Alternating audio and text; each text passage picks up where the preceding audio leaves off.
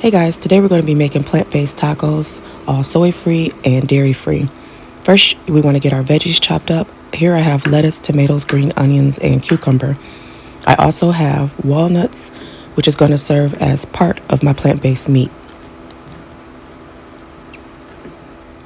Next, I have my skillet here heating up, and I'm going to put a little bit of avocado oil.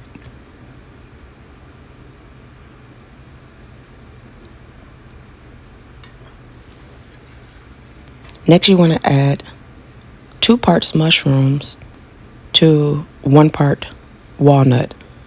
I can't tell you how much. It's just because I'm not sure what size your family is. But here, just make sure you make 2 parts mushrooms to 1 part walnut. Now I am coating the mixture with the oil so that I could add the seasoning next.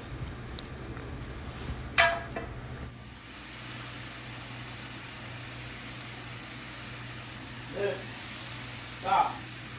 Dang, you just messed up my whole video. As soon as I press play.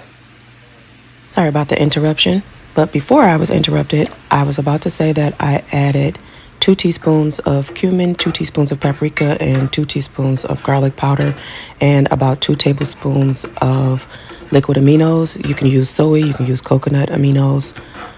Just know that this is pretty salty, so you might want to put it in to taste.